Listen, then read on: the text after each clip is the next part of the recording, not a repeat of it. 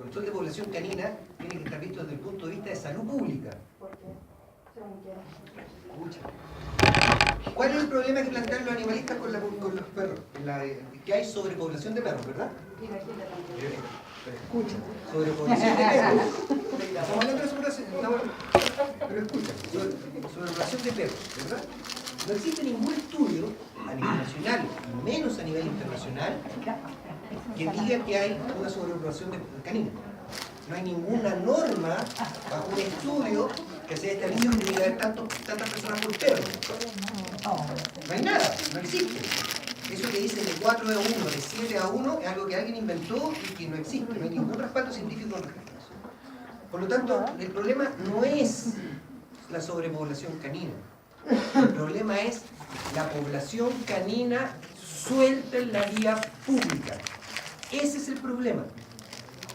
No la cantidad de perros, sino la cantidad de perros sueltos en la vía pública. Entonces, todas las medidas que se toman, desde el punto de vista de los animalistas también, y desde el punto de vista de colegas también que trabajan en el es porque hay sobrepoblación canina, y no. El tema es que existe una población de perros sueltos en la vía pública. Y eso es lo que hay que solucionar, no que haya más o menos perros en general. Pues eso no es culpa de los perros. Exacto, no es culpa de los perros. Por lo tanto, yo tengo una visión bastante, yo trabajé muchos años en control de población canina. En la Municipalidad de La Pintana fuimos el primer centro de esterilización en el país, por si acaso. Mediante los estudios que yo hice, concluí que para disminuir la población canina en la vía pública, la esterilización no te sirve de nada. Para disminuir la población de perros en la vía pública, insisto. ¿Ya? Es más, ayudas a aumentarla. Porque la señora que antes le daba susto, soltaba la perra cuando estaba en celo, ahora como no tiene celo, la suelta. Entonces, te conté una clase sobre control de población canina que vamos a ver. El tema con los perros es que lo que deberíamos tener, ya tenemos una ley, ¿te acordás de la primera ley que llegó al borrador? Ni siquiera decía que había que recogerle la caca a los perros, era pésima. Entonces a través de los años se ha ido corrigiendo, pero el gran problema que yo veo, los animalistas, no todos, pero desde mi punto de vista ayudan a perpetuar el problema, muchas veces. ¿Por qué? Por alimentar a los perros en la vía pública. Si realmente te preocupa ese perro, tómalo y te lo llevas a tu casa. No lo dejes suelto en la vía pública. Porque si lo dejas suelto en la vía pública, ese perro está sometido a una distanasia. A que le pase cualquier cosa, a que lo atropelle cualquier auto. Se puede morir en cualquier minuto de un accidente. Se puede enfermar de cualquier cosa. ¿Y eso justifica matarlo? ¿Me has escuchado hablar de que tengo que matarlo? Sí, eutanasia para... Como herramienta, parte, no, mujer, no. Oye, eso quiero aclarar, volver a insistir. Eutanasia es una herramienta. Nos puede gustar o no nos puede gustar. No estoy diciendo gramática. Pero una cosa es matanza y otra cosa es eutanasia. Por favor, Debo hacer una explicación para que... ¿Cómo deberíamos tener nosotros el control de población? Todo perro, esto es lo que me apasiona este tema, todo perro debería estar asociado a un dueño. Todo. Todos deberíamos, nadie tiene derecho a tener mascota. En Chile ni en el mundo no existe el derecho a tener mascota. En la Constitución no dice todo ciudadano tiene derecho a tener mascota. Nadie tiene derecho a tener mascota. Lo que tenemos es una obligación cuando tú te haces de un animal. Es una responsabilidad, porque no tienes derecho a tener mascota. Partamos de eso. No existe derecho a tener mascota. O sea, en ninguna parte hay un cuerpo legal que diga que tú tienes derecho a tener mascota. Por lo tanto, el derecho no existe. Así que si te haces de un animal, te haces de una responsabilidad. Partiendo de ese punto de vista, los animales no deberían tener derechos. Sí, para el público, para la cosa bonita. ¿Por qué? Porque un sujeto de derecho debe tener derechos y deberes. ¿Y qué deber le pone a un animal, weón? Recoge tu gata, weón. Vacúnate, weón. No. Por lo tanto, ¿quién tiene que tener los deberes y los derechos? El sostenedor. ¿Por qué? Porque ¿qué es más fácil? ¿Pasar a llevar un derecho o cumplir un deber? Es más fácil pasar a llevar un derecho. ¿Por qué? Porque si yo te paso a llevar un derecho tuyo, para tú tener una respuesta conmigo legal, tenés que demandarme, contratar un abogado, meterme en un juicio. En cambio, si yo paso a llevar, dejo de cumplir un deber, la multa es inmediata. Porque tiene que existir un ente fiscalizador que te multa al tiro.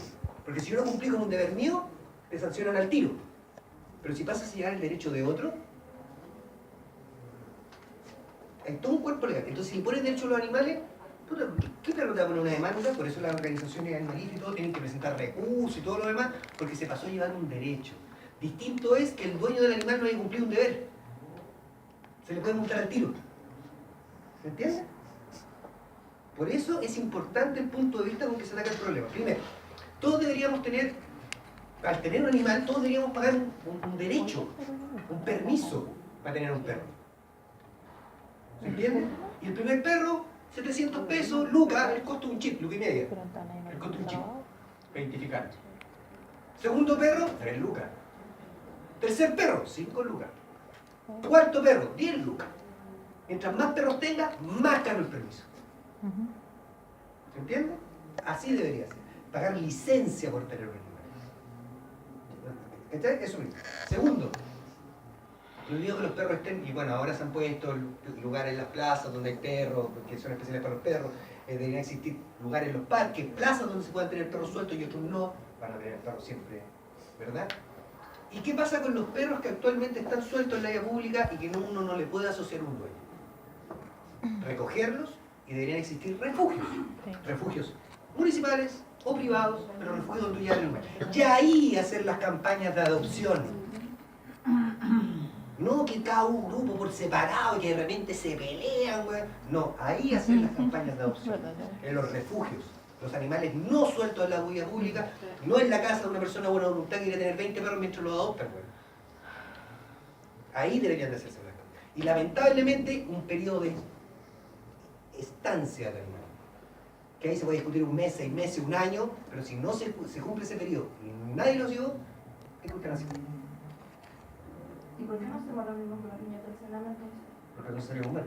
Eso, ¿Cuál es la diferencia? no, es una, oye, ¿Cuál es la diferencia? O sea, esa es la paradoja de la falsa contradicción. porque tú eres más importante No, no, no. tu perro. Tengo una diferencia, tengo una diferencia importante, súper importante. Tengo una diferencia súper importante. Tengo una diferencia súper importante. Ese niño del Sename que no fue adoptado, al cumplir 18 años, puede por último sostenerse él solo.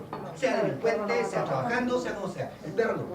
El perro no lo podía soltar a la vía pública, no. Aparte que hay un tema, mira, que yo se lo he dicho muchas veces a la gente y quiero que tú me des la respuesta de que tú dices que eres animalista. ¿Cómo le explico yo a la mamá de una persona, de un cabro, que va en bicicleta y que un perro se le tira a ladrar y él se asusta, se hace la vereda, pasa un camelo y lo atropella y lo mata?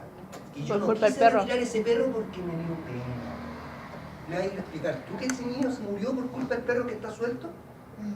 ¿O tú sabes el costo para el Estado de las mordeduras? El costo para el Estado por mordeduras de perros sueltos en la vía pública. Si yo no te digo salir a matar perros, y con lo que estoy diciendo es no a recoger los perros y matarlos. No.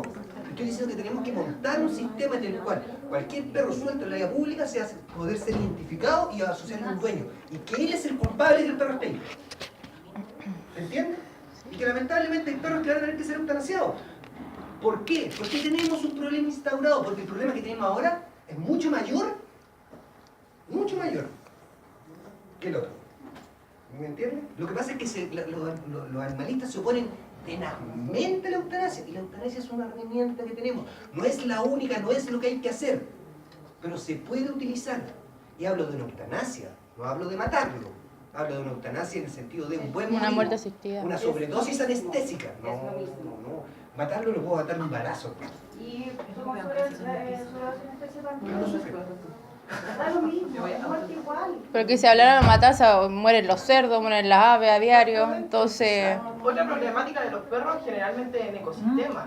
Exacto, la Son jauría de especies perro. que no pertenecen a una cadena trófica establecida, por ende no tienen depredadores naturales en el medio ambiente. Claro. Y están depredando especies que están en ¿Por qué mucho ustedes no menos reclaman contra la casa del jabalí que plaga en el sur y que lo andan cazando? ¿Por qué los animalistas no reclaman contra eso? Es porque no hay relación afectiva. No, claro. En cambio, con el perro hay una relación afectiva. Y ese es el problema. A mí me molesta la matanza de cualquier ser vivo. Pero nunca he visto a los animalistas reclamando por Por la cacería de jabalí en el sur. jabalíes, exactamente, o la Que son de plagas, castores. o la de los castores. Así tal cual. Nunca lo he visto. Son los perros. Claro. ¿Por qué? Porque hay una O relación los gatos. afectiva. O los gatos. Pero es que el gato puede sobrevivir más solo. El gato puede sobrevivir más solo, aunque tiene la cagada con Fernández con la especie nativa.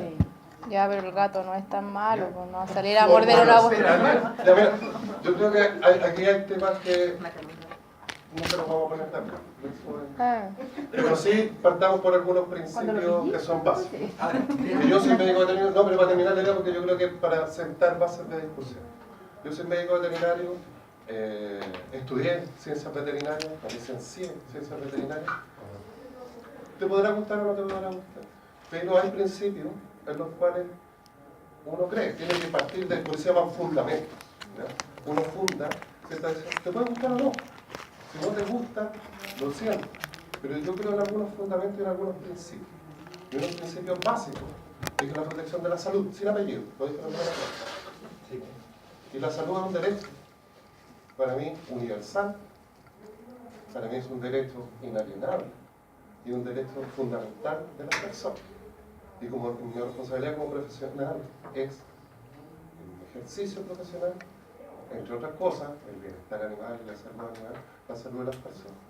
Y dentro de esos principios, la medicina veterinaria tiene ciertas herramientas. El tratamiento de los animales, el uso de ciertos elementos de manera profiláctica, el uso de elementos de manera como tratamiento. Hay sustancias que son tratamientos que son absolutamente tóxicos. De hecho, nosotros, la gran mayoría de los tratamientos, estamos incorporando elementos extraños en un ser vivo. Estamos contaminando un sistema, de acuerdo a la definición de contaminación. Estamos haciendo manejos que de alguna u otra forma están alterando las capacidades. Entonces, un principio básico es que cuando hablamos de matanza nos referimos a una acción irracional con el fin de... sin un fin... Un fin recreacional, un fin distinto simplemente por... al obtener... No, ni siquiera control. La matanza es un fin no tiene ningún fin, salvo el satisfacer una necesidad visceral. En cambio, cuando estamos hablando de eutanasia, estamos hablando de fines superiores. Digo, le hablé que habían algunos principios que nuestros colegas nos podrán ilustrar un poco más. La eutanasia, entendida como medicina clínica, tiene como fin evitar el sufrimiento innecesario de un ser vivo. Y hay discusiones éticas hasta que si las personas son objeto de eutanasia o no. Hay sociedades que han definido que la eutanasia sí es una herramienta de ser humano. Incluso se habla de eutanasia de personas que no tienen todavía ni legal, ni racional, ni manera de analizar, de decidir. Por ejemplo, la eutanasia pediátrica. O la eutanasia de personas que no tienen capacidad de tomar decisiones propias, como algunas personas que tienen algún elemento de demencia senil. Entonces, esos principios fundamentales, yo creo que, por favor, respetemos. Si no, vamos a ser todos asesinos. Los médicos veterinarios somos asesinos, por lo tanto, con licencia. Un médico también me dijo, oye, yo soy una persona que tiene licencia para matar.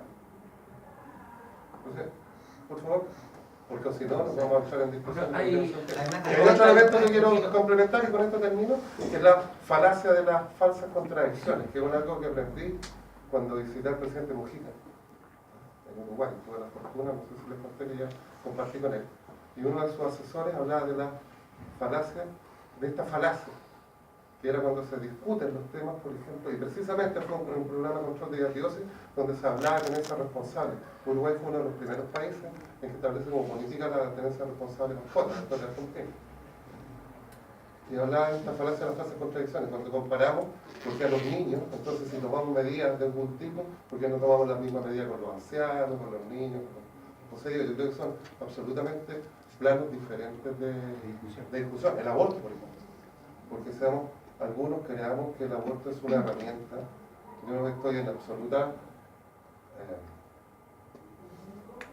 contraposición con la digenesia, no sé si ustedes conocen la digenesia, que es la eliminación, por ejemplo, que querían hacer los judíos de los albinos, matando a los albinos, castrándolos, querían que no tenían con el albinismo.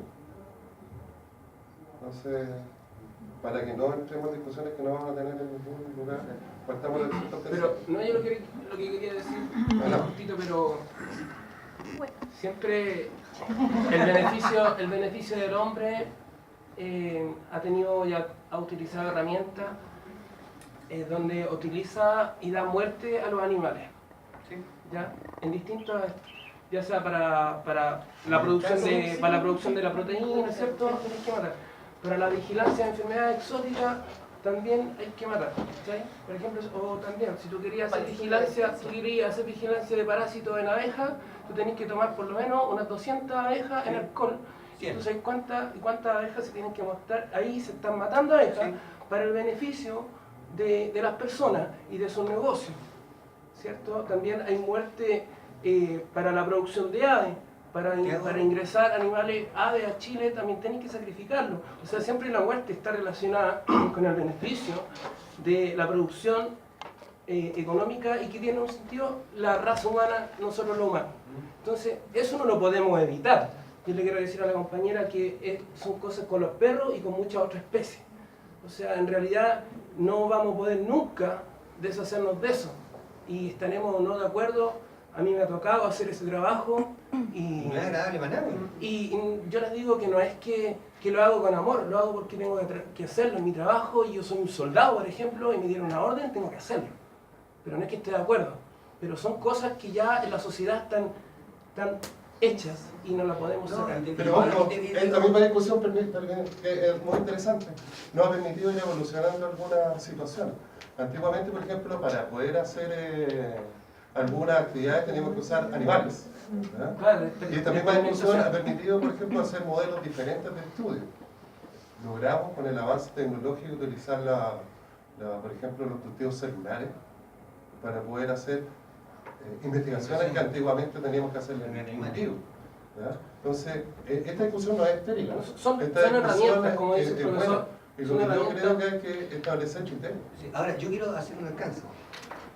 Cuando a ustedes les toque, si es que les toca, trabajar en salud pública, no pueden hacerlo desde un punto de vista animalista. Cuando trabajen en salud pública. Porque en salud pública está, primero que todo, la salud de la población humana. ¿Se entiende? Que hemos ido aprendiendo. Que la salud humana... Tú puedes minimizar como médico veterinario el sacrificio de animales. ¿Cachai? Minimizarlo. Puedes hacerlo más humano, entre comillas. ¿Cachai? Pero no puedes anteponer la vida de un animal frente a la vida de una persona. Estoy hablando de salud pública. Ahora, lo que les decía es cierto.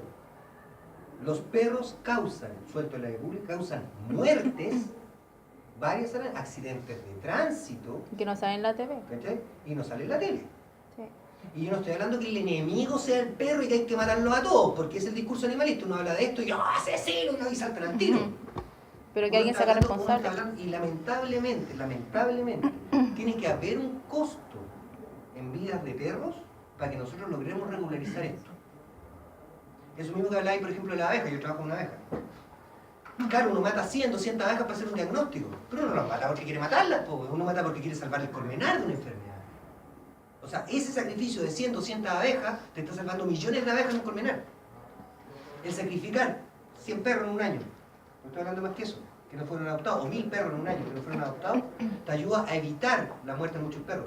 Aparte que te digo, que un perro esté suelto en la vía pública no es vida para el perro. Está expuesto a miles de cosas. Es una irresponsabilidad alimentar un perro en la vía pública. Lo que tienes que hacer es tomarlo y llevártelo. Y mantenerlo en un lugar que esté bajo tu administración. Estoy hablando de este tema interesante, porque nació una de las causas por qué nace Animal Plan. Para educar Para educar. a la población. Sí, usaron la estrategia educativa, pero uno de los grandes problemas, una de las grandes motivaciones para crear el Animal Planet era el hecho de Estados Unidos se había cambiado. Esto a principios del siglo XX no había esta discusión. Acuérdense de los dibujos animados, uno ve los dibujos animados en los años 50, sale La Perrera, eliminando perros. Hay hasta películas sobre eso. Y empiezan a cambiar los conceptos de bienestar animal, las formas éticas de producir, las formas éticas de relacionarnos con los animales. Acuérdense que le hablé de esto de los Beatles y de los Giles, el Señor de los Anillos, ¿no?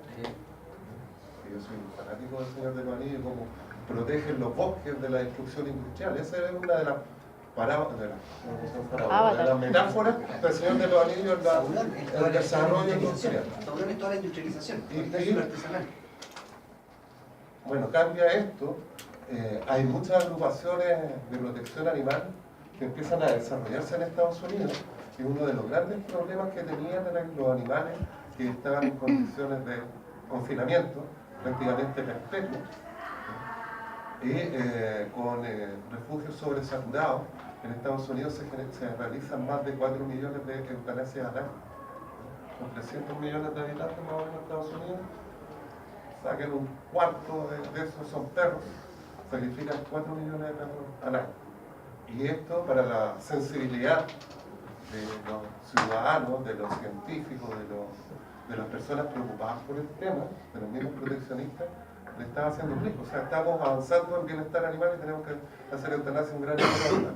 Y el gran problema es que la gente prefería comprar un perrito de moda, pagar hasta impuestos, porque en muchos estados donde se paga impuestos por tener perros, se paga impuestos al robo, ¿no? Y preferían comprar un perro que ir a rescatar uno a los refugios.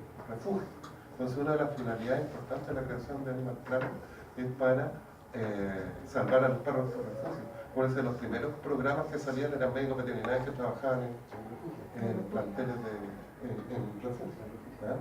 Y una de las cosas que más mostraban era este conflicto que se producía en los profesionales cuando tenían que hacer una eutanasia. Fíjense, hay unos programas de perros en Sao Paulo que son absolutamente proteccionistas, su filosofía, su forma de actuar. Sin embargo, se tienen que enfrentar a la eutanasia como parte de la vida cotidiana de uno de los más importantes centros de rescate latinoamericanos, que está en la ciudad de Sao Paulo, ¿verdad? Que era el antiguo centro de rabia, donde se llevaban y se mataban perros, que era matanza para los conceptos actuales. Se llevaba gran número de perros, más allá de lo que necesitaban para la vigilancia de rabia, se sacrificaban. El problema persistía, cambiaron de política, ha ido avanzando lentamente Sao Paulo, una de las ciudades más grandes del mundo. Y todavía se enfrentan al conflicto de eutanasia por razones sanitarias, por razones salubrisas, por razones de bienestar animal. Entonces, créanme que una de las grandes situaciones incómodas en salud pública es tener, y en sanidad animal, para los colegas que trabajan en el SAC, por ejemplo, en la FAO, en la OIE, en el tema de la eutanasia. ¿Ustedes saben cuáles son qué campo de los colegas son los que presentan más licencias médicas? ¿No? Matadero. Matadero. Están enfrentados a la muerte todos los días, a muertes de animales, no es sano. ¿Entiendes? Por eso les digo, cuando los médicos veterinarios hablamos de eutanasia, es molesto cuando saltan los animalistas tratándolo a uno de asesino. Porque a uno no agrada, no es que uno, vamos a ir a eutanasiar, bueno, ¿vamos? No. Un tema para uno, porque si uno estudia veterinaria, es porque le tenéis cierto aprecio a los animales mínimamente. Uno no estudia veterinaria para andar matando animales. ¿Te das cuenta? Entonces, pero uno tiene que tener súper claro que la eutanasia es una herramienta que uno tiene dentro de cualquier aspecto de la profesión que tenga que ver con animales. Me escuché, sigamos con la clase por ahí. Yo creo que esta oportunidad, pero estas oportunidades de conversación, créanme, que yo las... No, si se quiere retirar, no hay problema, tenemos clases para la Es que igual este tema a uno le sale con otras personas en el diario vivir. Son 20 para las 10, terminamos a las 10:30, así que esta clase termina alrededor de las 10 y se queda 10 de largo, ¿te parece? Faltó un recreo. ¿Se gusta? Tomemos más recreo y empezamos 4:09. Mira, ¿A solicitud de la colega entonces? igual nosotros tenemos No sé profesor. si discutían, si cada uno tiene un punto de Producción vista. abierta, producción abierta. Producción abierta. Terminemos la clase. 4 horas seguidas. Oye, Juan Carlos, no haciendo la discusión. Yo creo que, créanme, estas son las grandes discusiones que les van a marcar la diferencia cuando tengan que tomar decisiones. Ya, chiquillos, a la terminación de sueldo. ¿Ya? Ahora, en general, chiquillos, tengan en cuenta que si nosotros estamos hablando de un punto de salud pública, un montón de temas, ¿ya? Así que siempre tenemos en cuenta que en salud pública hay dos puntos de vista que uno tiene que tener claro. Primero, que está la salud humana, de la población humana, porque hablamos de salud de la población, no salud individual, de la población humana, primero, antes que cualquier otra cosa. Y segundo, que vamos a hablar bastante también de política, porque la salud pública se trata de políticas públicas. ¿Ya? ¿Por qué le hago esta aclaración? Porque también he tenido otras veces cursos en que alegan o van a reclamar de que hablan mucho de política. La salud pública es política. los niveles que tenemos actuales de salud pública, muchos de los niveles actuales que dicen relación con obesidad infantil, con desnutrición, con algunas enfermedades, todo lo demás, se lo debemos a políticas públicas que se crearon en los años 50. ¿Entienden? Y son políticas públicas, una decisión política. En salud pública muchas veces las decisiones políticas no son las mejores, porque la mejor debería ser la decisión técnica. ¿Se entiende? O sea, la mejor decisión técnica no siempre es la mejor decisión política. ¿A qué me refiero con eso? Por ejemplo, les pongo el ejemplo más claro. La entrega de leche en los consultorios a todos los niños. Por ley, todos los gobiernos se ven obligados a tener disponibilidad de leche para entregar leche a todos los niños nacidos en el país. Porque en la década del 50, el doctor Salvador Allende, junto con el doctor Cruz Coque, cuando Allende era ministro de Salud, crearon esto de preocuparse del binomio madre-hijo, para bajar las muertes puerperales, para bajar las muertes de las madres, ¿verdad?, de los hijos, de los niños antes de los 5 años, y combatir la desnutrición infantil, la entrega de leche a todos los niños nacidos en el país. Eso hizo que a través de los años, nosotros ya a mediados de la década del 70, no tuviéramos desnutrición infantil. Al contrario, ¿qué problema tenemos? Yo cuando era chico y estudiaba al colegio, estaba el gordito del curso. Ahora está el flaco del curso. ¿Ya? Entonces, desde el punto de vista técnico, ¿se justifica que el Estado siga gastando millones de dólares en importar leche para poder entregar leche? No, ¿no es cierto? Pero pobre el presidente que se le ocurra quitarlo. ¡Le está quitando la leche a los niños! No. Se ha planteado y ha quedado ni siquiera presentada la moción al Congreso. ¿Se entiende? ¿Por qué? Porque la mejor decisión técnica no siempre es la mejor decisión política. Y lamentablemente en salud pública nos vamos a ver enfrentados a eso millones de veces. Eso para que... Ojo, y eso responde a las preguntas que había sobre fiscalización, Sí. porque Estados Unidos tiene en algunos rangos 0 y nosotros tenemos 0,001. Exacto. Porque hay un tema de recursos. Ya, contaminación de suelo. ¿Qué es el suelo? El suelo es un material no consolidado que cubre la superficie de la tierra, resultante de las acciones combinadas en el tiempo del clima, agua y temperatura, de macro y microorganismos y de la topografía sobre el material parental. ¿Qué es el material parental? Si uno hace un perfil de suelo, aquí está la superficie, generalmente esto es roca, que se va agrietando, fraccionando, hasta que partículas más pequeñas, hasta que llegamos al suelo, propiamente nada. Este es el material parental, lo que está debajo del suelo. Ustedes van a escarbar y va a llegar un momento en que no pueden seguir escarbando porque es roca. ¿Ya? Eso es el material parental. O bien hay agua, y es un suelo muy trumado, muy... ¿Ya? Pero eso es el material parental. ¿Cuál es el origen del suelo? Es un material mineral de la corteza terrestre y está constituido por 3 tipos de rocas: las ígneas, las sedimentarias y las metamórficas. Esto no es tan así, hay más divisiones, pero es lo principal. La roca ígnea es la que se forma del magma a alta temperatura que solidifica formando distintos minerales al enfriarse. Un buen ejemplo de esto, ¿han ido alguna vez al lago Yanquihue por el lado del volcán Osorno, Puerto Octavio hacia el otro lado, donde la vuelta para el Senado? ¿No? Si pasan por ahí van a ver por una parte donde corrió seguramente lava hace muchos años del volcán Osorno y se ven las piedras volcánicas y los árboles recién creciendo y todo lo demás. Es una roca ígnea, que es la mayoría de las rocas. Perdón, una parte de la roca, la mayoría son las metamórficas. Está la roca sedimentaria, que se forma por material depositado desde una suspensión o precipitado desde una solución y generalmente está más o menos consolidado. Esto es todo lo que suelos donde que alguna vez hubo océano, donde alguna vez hubo un lago, un mar y fue formándose. Y está la metamórfica, que deriva de estas dos, que por procesos principalmente geológicos o bien físicos, químicos, se va generando otro tipo de roca. Que ahí la metamórfica hay una serie de divisiones, pero está la roca ígnea, roca sedimentaria y metamórfica. Eso para que tengan un idea. Ahora, hay otras diferenciaciones que se pueden hacer. Por ejemplo, ¿ustedes saben cómo diferenciar una piedra fluvial de una piedra glaciar? La piedra fluvial es redondeada, la glaciar tiene punta. Así de simple. Si ven una piedra redondeada que encontraron en alguna parte y no hay río, alguna vez estuvo en un río. Si ven una con punta, esa proviene de un glaciar, de una morrena que se llama, cuando avanzan los glaciares y van muriendo la roca. Ahora, el suelo tiene distintas fases. ¿Ya? Tiene 3 fases principalmente: la sólida, la líquida y la gaseosa. Esto es aquí, en esta parte, por si acá. Lo que uno ve como suelo. La fase sólida son la mezcla de partículas inorgánicas y orgánicas que están en contacto bastante estrecho y tienen poros, se les dice poros, pero son los espacios que quedan entre los granitos de tierra, por decirlo de alguna manera. ¿Ya? Eso es. Y ese espacio que hay ahí es el mismo que hay sobre el suelo. ¿Se entiende? Es el mismo que hay sobre el suelo. Luego tiene una fase líquida y gaseosa que comparten este espacio poroso, tanto agua como gases. Ahora, la fase sólida es generalmente bastante estable y tanto en la fase líquida como gaseosa hay un constante flujo de intercambio, ¿ya? Con la atmósfera externa. Entonces, tenemos en este suelo tenemos esos tres componentes, esas tres fases, sólida, líquida y gaseosa. ¿Ya? Ahora,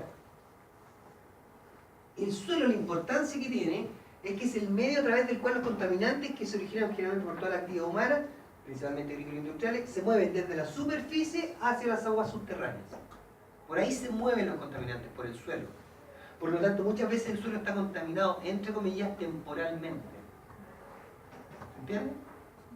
Algunos no, por ejemplo, sobre todo los radioactivos, no queda ahí. ¿Ya? Pero, ahora, ¿a qué se le llama contaminante del suelo? Es cualquier cosa que limite la productividad del suelo y sea tóxico tanto para los animales y el hombre y que consume los productos provenientes del suelo sometidos a la acción de compuestos derivados de la actividad humana. O sea, cualquier cosa que altere la productividad del suelo y que sea tóxico para la productividad de cualquier alimento o directamente para los animales y el ser humano. ¿Qué tipo de desechos llegan al suelo? Los agrícolas, los industriales, los urbanos y los nucleares. Por eso le hablaba del radioactivo también. Biológico no. ¿Qué cosa? Biológico. Contaminante Como biológico. urbano, ¿no? sí. No, porque tiene una fase biológica y puede tener uno u otro. ¿Se entiende? Pero hay agrícola, industrial, urbano y nuclear. Pero no hay biológico. Lo que pasa es que aquí no está. A ver, sí, pueden haber contaminantes biológicos, pero me refiero a que no hay una definición de biológico, químico, físico, sino que hay una definición de agrícola, industrial, urbano y nuclear. ¿Ya? Ahora, dentro de lo agrícola a lo mejor puede haber uno biológico, pero la clasificación es agrícola, industrial, urbano y nuclear. Porque en el caso de Antrax. Por eso te digo. Podría. Pero es que ahí no se hace el arte de contaminación, porque el antrax pertenece a la naturaleza. ¿Me cachai? Que le dé carbunclo a un animal y muera en un terreno, claro, uno puede decir, el suelo está contaminado. ¿Cachai? Pero es parte de la naturaleza, no es algo que... No algo que fabricó el hombre. Exacto. Pero limita la producción. Pero claro, no, va a contaminar. Exacto. Pero te digo, no existe esa clasificación biológica precisamente por esa dicotomía. No. ¿Cachai? Porque no son ajenos a la naturaleza. Mira, es otro tema interesante. Las clasificaciones siempre son interesadas. Sí. Uno siempre clasifica con un objetivo. Y este en el fondo tiene el objetivo de establecer cuál es el origen, los orígenes, porque dependiendo del origen uno va a poder tener ciertas medidas para poder mitigar, controlar, prevenir el problema. Es básicamente por eso que se utiliza esa Porque, clasificación. por ejemplo, en el caso del Porque antrax, claro, hay física, química y es biología. biológica. Pero, por ejemplo, en el caso del antrax, a menos que haya un ecoterrorismo, no es que alguien puso el antrax ahí, ¿cachai? Ese es el tema. Ahora, los desechos agrícolas generalmente son fertilizantes, tienen un exceso de nitrógeno, los pesticidas que se bioacumulan, residuos de cultivos, desechos animales, residuos de la industria forestal. ¿Cachai? Entonces, dentro de estos desechos agrícolas, dentro de desechos animales, podría estar, por ejemplo, el... ¿Cachai? Ahora, los desechos industriales, los RICES, ¿saben lo que es un RIS? Residuo industrial sólido, que es el plural. Residuo industrial sólido se dice RICES. Los RILES, residuo industrial líquido, el plural, RILES. ¿Ya? Los RICES de plantas procesadoras de alimentos, los RICES de plantas de tratamiento de agua servida, los LODOS, ¿ya? Y metales pesados como el aluminio, el arsénico, el cadmio, el cobre, el cobalto, el cobre, el fierro, el manganeso, el plomo, el mercurio. Mercurio, manganeso, nitrógeno, plomo y zinc.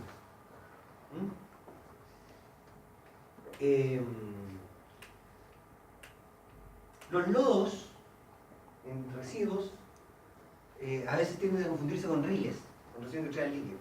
Una pregunta que hacíamos antes en las pruebas de residuos era que si los lodos de una planta procesadora de agua, digamos, eran riles o rices. Muchos ponían rile. No, son risas, son residuos industriales sólidos con un gran porcentaje de agua, pero son sólidos.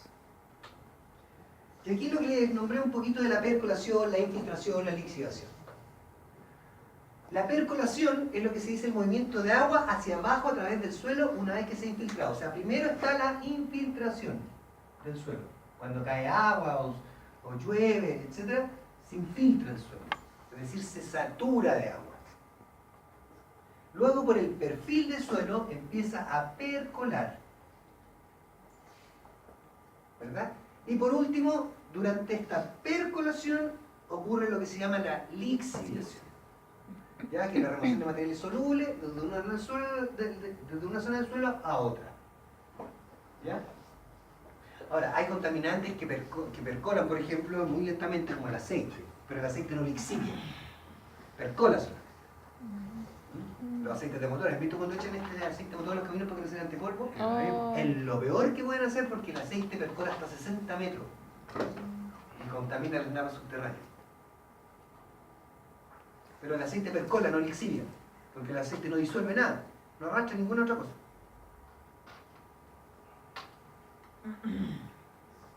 Ahora, los compuestos químicos orgánicos tóxicos son sustancias sintetizadas no presentes en la naturaleza, generalmente órganos clorados, órganos fosforados, ese tipo de cosas. Muchos usan petróleo como fuente de carbono y pueden contener dioxina, que son cancerígenos. ¿Ya?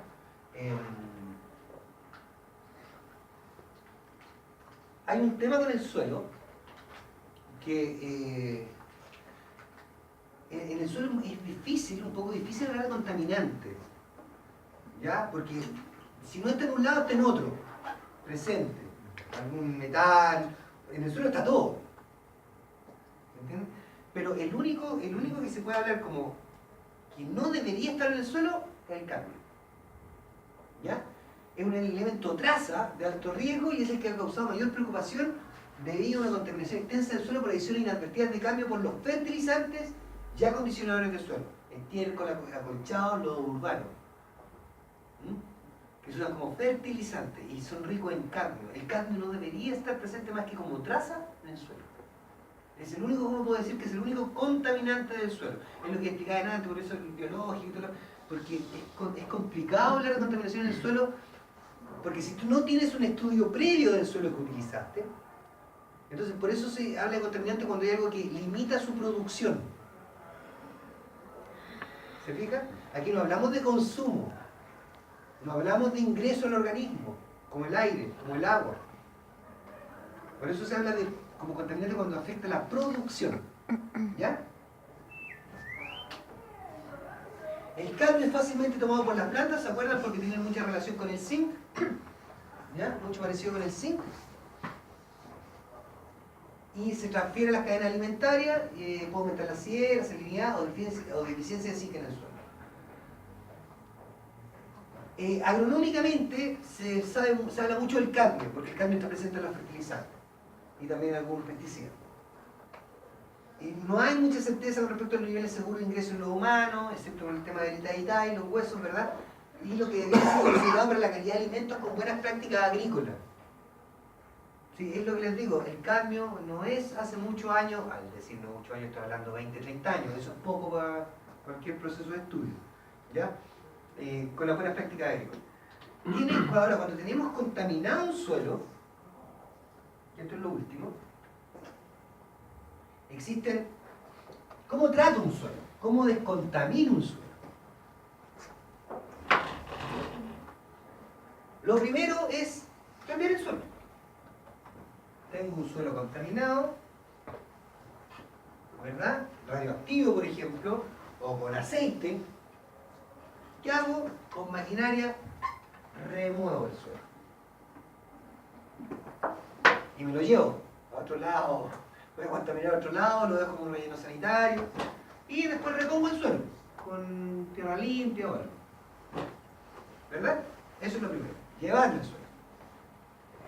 Pero existe lo otro es tratar químicamente el suelo. Aunque no lo crean, hay unas máquinas que lavan el suelo. Son unos detergentes biológicos, agarran el suelo, lo filtran y lo devuelven. Es carísimo, pero existe. Es decir, tratamiento químico del suelo. Pero lo que más se usa es lo que se llama la bioremediación. ¿Qué se hace? A través de algún agente químico, biológico, se estimula o se agregan bacterias que consumen el contaminante. Hay bacterias que comen petróleo, ¿verdad? Y se le agrega al suelo. O se estimulan microorganismos propios del suelo que hagan que lo limpien. Y lo más común dentro de la bioremediación es la fitorremediación, especialmente con el cadmio. Se plantan alguna especie vegetal que capte, por ejemplo, el cadmio muy fácilmente y después se sacan las plantas. ¿Se entiende? Eso solo.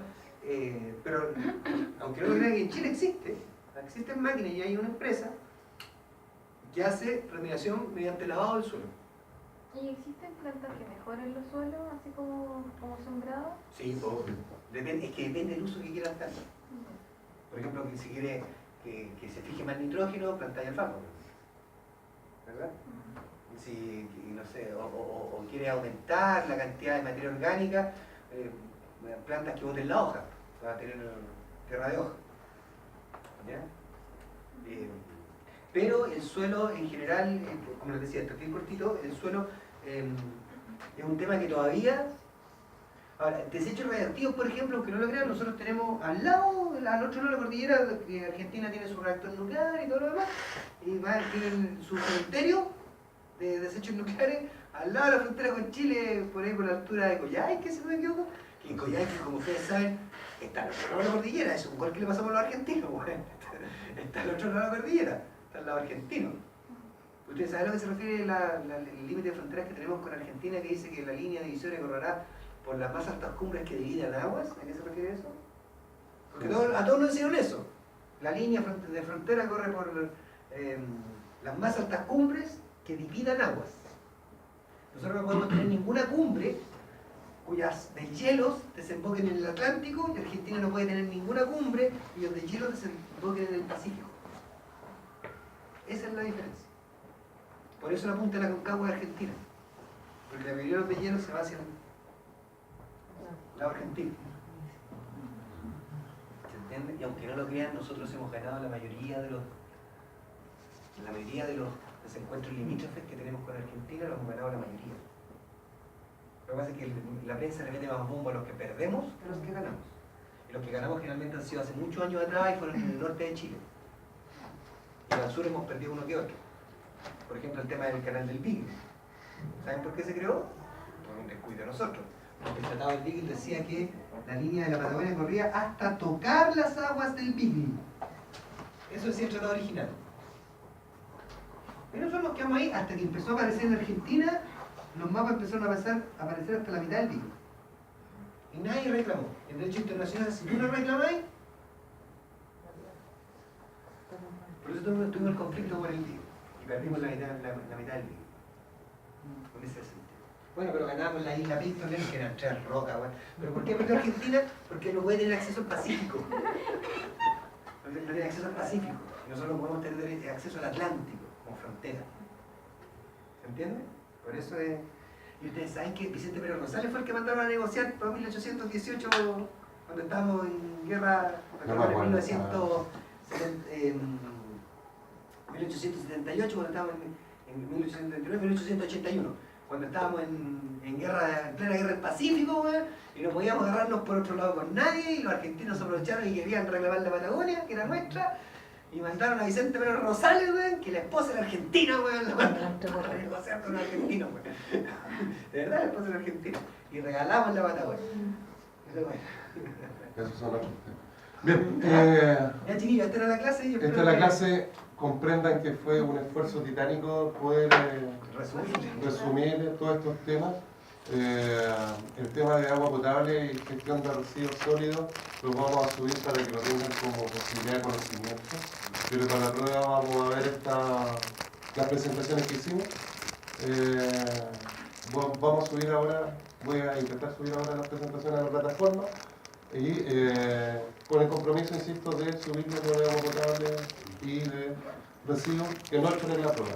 La próxima semana tenemos pruebas, entra todo hasta acá, hasta bioremediación del suelo. Vamos a hacer unas par de diapositivas para que no se le olvide, porque después todo lo que hemos conversado y todos los temarios. Profe, ¿por qué no deja la PPT? Eso es lo que Pero esto es lo que pasa. hasta hoy día. Ah, ya. Hasta hoy día. Hasta bioremediación del suelo. Cascadero. Control de vida. Íbamos a hacer el control hoy día, pero estamos, Mira, nosotros queríamos, antes hacíamos una clase. estamos sobre la hora. Así que Hacíamos una clase de. no. Antes hacíamos una clase de. No hay control. Residuos. Pero el control va igual, o sea, lo mismo. ¿Es la prueba? La prueba. La prueba es la prueba. Tranquilo con los controles y vamos a tener las notas de. Tenemos vamos todo a un tener las semestre. notas- que las no- notas que corresponden. Tenemos todo un semestre. Sí, estamos en el primer tercio del trimestre. Sí, nos quedan caletas. Es muy amplio el programa, así que queremos tocar el ¿Revisaste? Ya, ya ha pasado. Vamos